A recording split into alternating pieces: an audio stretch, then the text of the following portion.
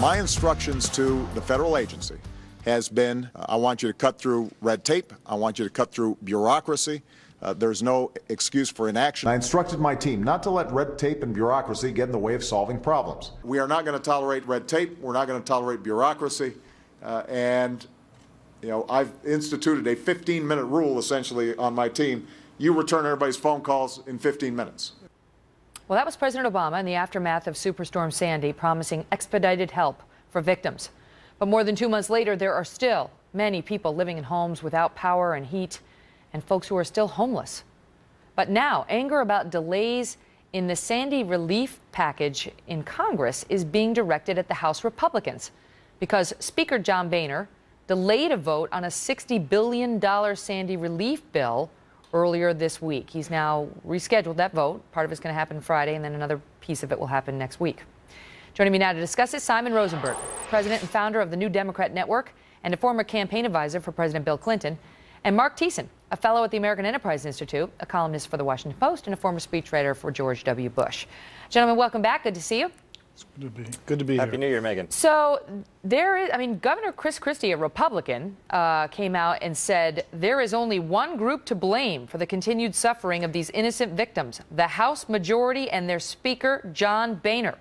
He is not blaming President Obama. He doesn't think it's FEMA's fault. He thinks it's John Boehner's fault for not pushing through a vote on the FEMA relief bill, or the Sandy relief bill, Tuesday night in the middle of the night after they voted on the fiscal cliff. Mark, does he have a point? It's a really bad week to be a Republican, let me tell you. This has been an absolute debacle. This is a self-inflicted wound on the part of the House leadership. They spent so much time, they were so busy capitulating on the fiscal cliff that they didn't bother to explain to the American people why they weren't going to capitulate on this pork-laden Sandy relief bill. And so they've got Chris Christy and Peter King yelling at them and making Obama's case for him. I mean, the reality is, you just had all those quotes from President Obama saying, I instructed people to do this, I instructed people to do that. It looks like he instructed congressional Democrats to load this thing up with pork.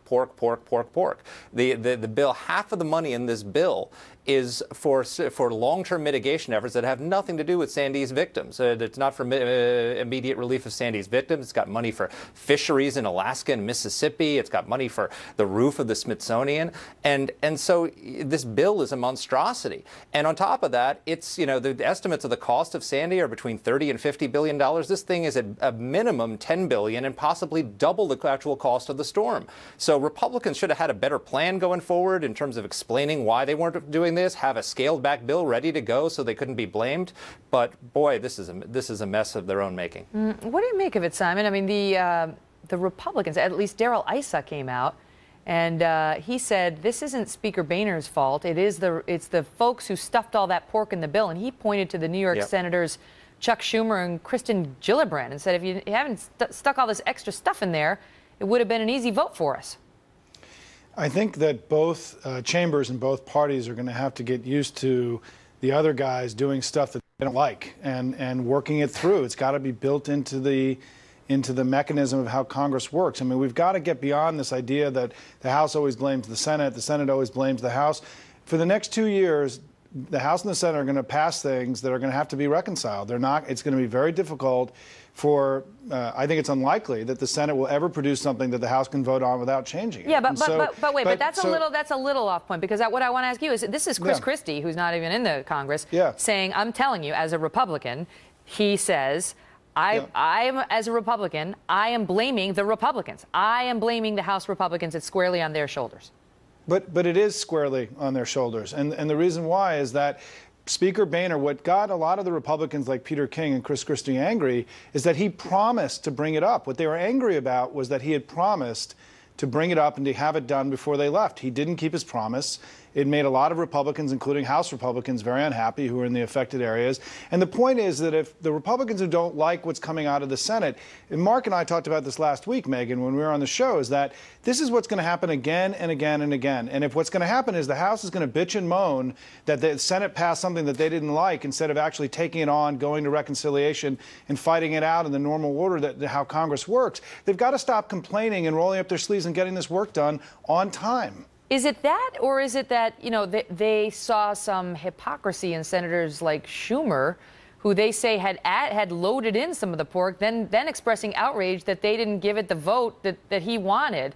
I don't know, Mark, you tell me. That there seems to be some Republicans questioning why this is all so focused on the House Republicans as opposed to on President Obama, on FEMA. Where are they? They still have a bunch of money in the coffers, and why isn't it getting spent? Why is this all on John Boehner? Well, you're right. I mean, they were right to oppose the bill. It is potentially at least $10 billion and potentially double the actual cost of the storm. There is no need to pass a $60 billion emergency bill this week. They could have passed a bill that was half that amount that would have provided aid to the victims and not been stuck with this, which is what they should have done. But look, you were talking about Chris Christy before. You know, Chris Christy ought to direct his fire at President Obama if he thinks this bill is so wonderful. Obama used him as a prop before the election. And then once the election was over, so was the bromance. If President Obama wanted, he had a bill this week that the Republicans had to pass. It was called the fiscal cliff. He included money in there for hundreds of millions of dollars, billions of dollars for Hollywood, for Goldman Sachs, for rum producers, for algae growers. I mean, there was literally $40 billion in tax expenditures in that bill, but he didn't have any money in there for Sandy victims. If Obama and Schumer thought this was such a priority, they should have included it in the fiscal cliff bill. They included everything else. So Chris Christy ought to talk to President Obama. But, Mark, they passed the separate bill on the 28th before the fiscal cliff bill had been passed. They'd already gotten that done. Boehner promised everybody in town it was going to get done. It didn't. And now what we're going to see is the Speaker doesn't like the Senate bill. He's going to pass a different bill, and they'll have to work in the next week to 10 days to reconcile it and bring it together. But I think you're right. The Speaker blew this one. It's been a tough week for the Republican Party. And let's hope this thing can get done in the next week to 10 days. Maybe that's why he was crying. I don't think so. I think he was actually moved to tears by the speech. Megan, neither of us cried today on your show. But are you in favor or against the crying? Mark, what do you think? I'm in favor. I'm in favor. I'm not going to cry, but I'm in favor of Simon crying. I think it endears a lot of people to Speaker Boehner. It makes me like him much more. Oh, well, there you go. We'll leave it on a nice nonpartisan note. Thank you, guys.